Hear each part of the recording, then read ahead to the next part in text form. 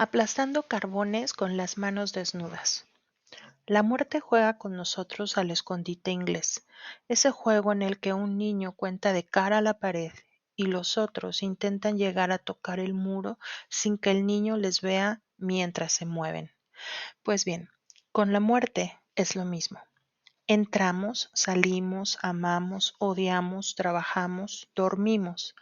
O sea, nos pasamos la vida contando como el chico del juego, entretenidos o aturdidos, sin pensar en que nuestra existencia tiene un fin. Pero de cuando en cuando recordamos que somos mortales y entonces miramos hacia atrás, sobresaltados, y ahí está la parca, sonriendo, quietecita, muy modosa, como si no se hubiera movido, pero más cerca, un poco más cerca de nosotros. Y así, cada vez que nos despistamos y nos ocupamos de otras cosas, la muerte aprovecha para dar un salto y aproximarse, hasta que llega un momento en que sin advertirlo, hemos agotado todo nuestro tiempo y sentimos el aliento frío de la muerte en el cogote. Y un instante después, sin siquiera darnos ocasión de mirar de nuevo para atrás, su zarpa toca nuestra pared y somos suyos. Uno descubre que está jugando al escondite inglés cuando se le muere a alguien cercano que no debía haber muerto. Un fallecimiento intempestivo y fuera de lugar. La parca avanzando a toda velocidad a nuestras espaldas mientras no miramos. Eso le sucedió a Marie. De pronto llegó corriendo la muerte y plantó su manzana amarilla sobre Pierre. Fue el 19 de abril de 1906. Llevaban 11 años juntos. Él tenía 40, él tenía 47 años, ella 38. La crónica del entierro del periódico Le Journal decía así: Madame Curie siguió el féretro de su marido del brazo de su suegro hasta la tumba cavada al pie de la tapia. Allí permaneció un momento inmóvil, siempre con su mirada fija y dura, un exterior traumáticamente gélido y por dentro las menades aullando. En su breve diario de duelo, Marie apunta con obsesivo detalle los últimos días que vivió con Pierre, sus últimos actos, las últimas palabras. Es la incredulidad ante la tragedia. La vida fluía tan normal y de pronto el abismo. La muerte mancha también nuestros recuerdos. No soportamos rememorar nuestra ignorancia, nuestra inocencia. Esos días que pasé con Pablo en Nueva York, apenas un mes antes de que le diagnosticaran el cáncer, son ahora una memoria incandescente. Él estaba malo y yo no lo sabía. Estaba tan enfermo y yo no lo sabía. Le quedaba un año de vida y yo no lo sabía. Ese desconocimiento abraza, ese pensamiento es persecutorio. Esa inocencia de ambos antes del dolor resulta insoportable. Ahora veo la preciosa foto que dice,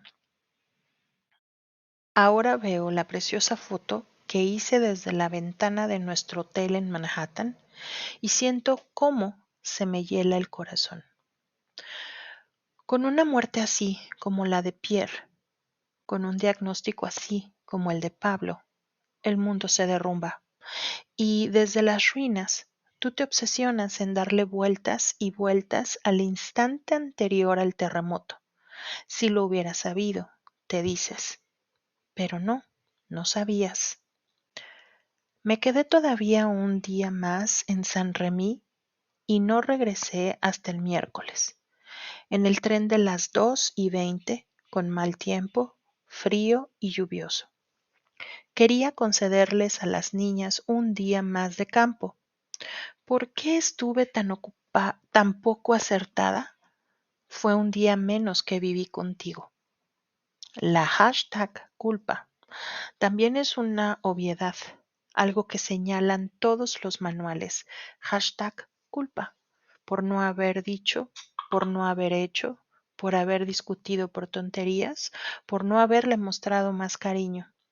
Uno sería infinitamente generoso con los muertos amados, pero claro, siempre es mucho más difícil ser generoso con los vivos. Desde la obtención del Nobel en 1903, y en especial tras el nacimiento de su segunda niña, se diría que Marie había empezado a ver las cosas de otra manera. Quería relajarse un poco, trabajar menos, disfrutar de la vida y de su familia, y, sobre todo, deseaba que su marido descansara y se cuidara, porque Pierre estaba muy enfermo. Llevaba años sufriendo un extraño agotamiento y terribles e incapacitantes dolores de huesos. Los Curie lo atribuían a achaques reumáticos, o Marie incluso al exceso de trabajo. Su fatiga física, originada por el sinfín de obligaciones, se agravaban con la crisis de dolor agudo que sufría cada vez con mayor frecuencia a causa del agotamiento. Escribió en la biografía sobre su marido: en realidad, la radioactividad le estaba deshaciendo el esqueleto. Si no hubiera muerto atropellado por aquel carro, hubiera sufrido sin lugar a dudas una agonía espantosa. Alucinantemente, Marie nunca asumió esos efectos del radio, ni en su esposo ni en ella misma. En el verano de 1905, Pierre estaba tan mal que casi no podía andar y le costaba mantener el equilibrio. El 24 de julio le escribió a un amigo: mis dolores parece que vienen de algún tipo de neurastenia, más que de un verdadero reumatismo. Pobres Curie. Estaban siendo peloteados con diagnósticos y tratamientos absurdos, y para peor, como a veces pasa cuando los doctores ignoran lo que tiene el paciente, estaban empezando a echarle la culpa al propio enfermo. Esto me recuerda lo que sucede hoy con la sensibilidad química o la fibromialgia. 2 semanas más tarde, Pierre volvió a escribir a su amigo: he sufrido varios ataques nuevos y la menor fatiga lo dispara. Me pregunto si seré capaz de volver a trabajar seriamente en el laboratorio algún día en el estado en el que ahora me encuentro. Angustiada, Marie se echó a llorar ante su hermana Elena. Le dijo que Pierre no podía dormir de lo mucho que le dolía la espalda y que padecía ataques agudos de debilidad. Y como un ciego que no quiere ver, añadió: tal vez se trate de alguna terrible enfermedad que los médicos no reconocen. La precaria salud de su marido, en cualquier caso, parecía haberle hecho añorar otro modo de vida. Esa polaca dura y austera, que siempre #honró a sus padres, que llevó sobre los hombros la injusticia del mundo #hizo lo debido, de repente intentó aprender la #ligereza, maravillosa virtud existencial que consiste en saber vivir el presente con plenitud serena. Pero el problema es que Pierre no la acompañó en ese viaje. Al contrario, cuanto más enfermo estaba, más se esforzaba en redoblar el trabajo, como intuyendo que el tiempo se le acababa y que la muerte estaba a punto de tocar su pared. Y esta diferencia de opiniones probablemente creó ciertas tensiones entre ellos. Por ejemplo, Marie quería que se quedara en Saint-Remy con ella y con las niñas, pero él se empeñó en volver al laboratorio. Y por eso ella permaneció un día más en el campo. ¿Para castigarle? Por eso, ese contrito lamento en el diario. Marie describe la mañana final, el momento en que su marido se marchó de casa. Emma regresó y tú le reprochaste que no tenía la casa suficientemente bien. Ella había pedido un aumento. Salías, tenías prisa. Yo me estaba ocupando de las niñas y te marchabas preguntándome en voz baja si iría al laboratorio. Te contesté que no lo sabía y te pedí que no me presionaras. Y justo entonces te fuiste. La última frase que te dirigí no fue una frase de amor y de ternura. Luego ya solo te vi muerto. La hashtag culpa, la inevitable hashtag culpa de no haberle dado todo. La hashtag culpa imperdonable de estar viva y él no. Aunque con su muerte el ser querido se lleve una buena parte de nosotros, un puñado de años y recuerdos, una porción de carne. Y es que el cuerpo, ese animal, se regocija pese a todo de vivir. Como explica Tolstoy en su novela corta La muerte de Iván Ilich. El sencillo hecho de enterarse de la muerte de un allegado suscitaba en los presentes, como siempre ocurre, una sensación de complacencia, al saber, el muerto es él, no soy yo. Cada uno de ellos pensaba o sentía, pues sí, él ha muerto, pero yo estoy vivo. Qué disociación y qué desgarro. Todas tus células celebrando frenéticamente la existencia mientras tu cabeza se está ahogando de pena. De modo que esos fueron los últimos recuerdos que Marie guardó de Pierre.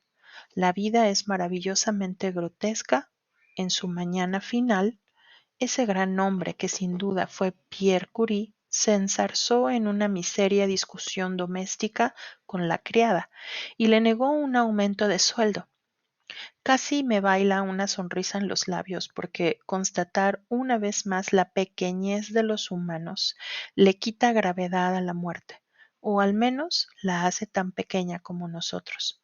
Cuando uno se libera del espejismo de la propia importancia, todo da menos miedo.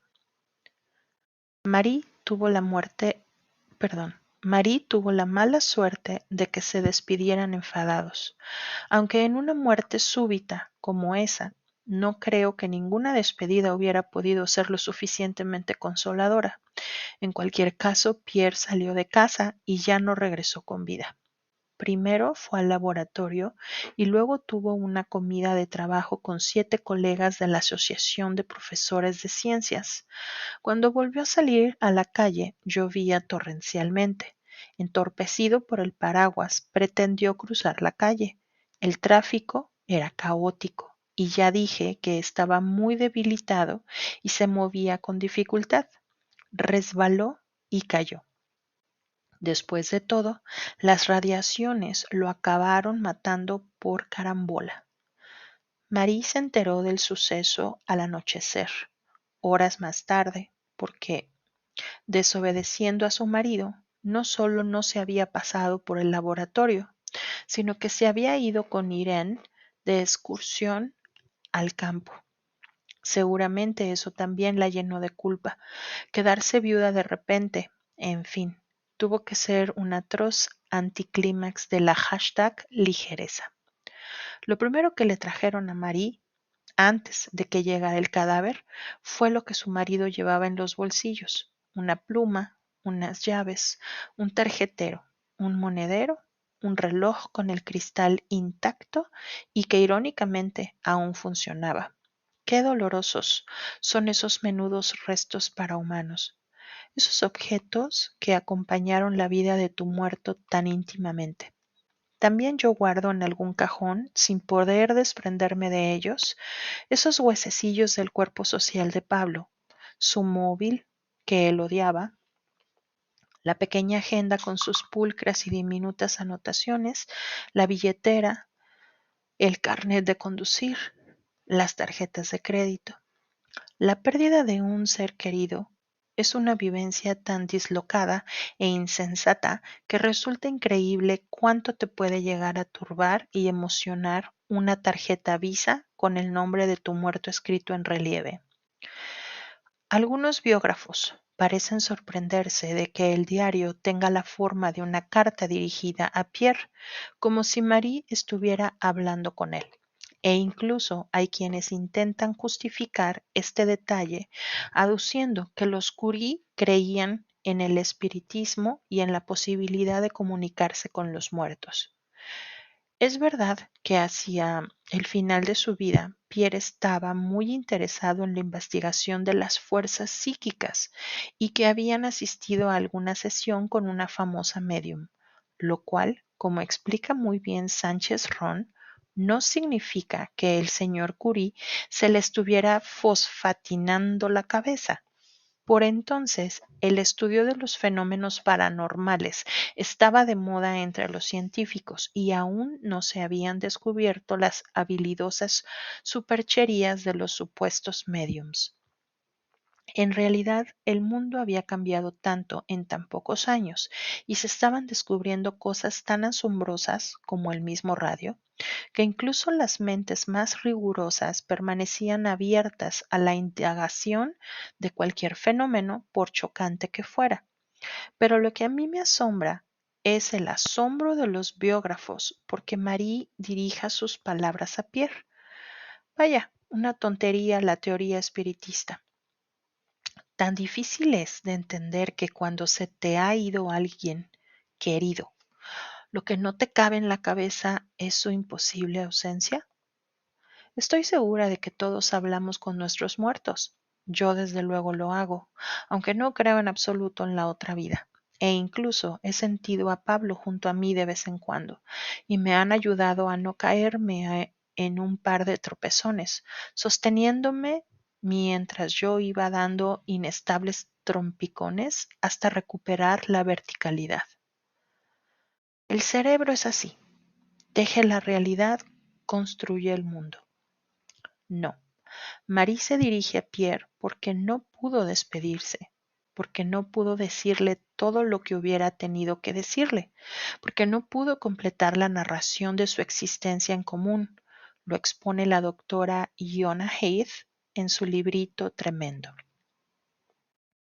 La muerte forma parte de la vida y es parte del relato de una vida. Es la última oportunidad de hallar un significado y de dar un sentido coherente a lo que pasó antes.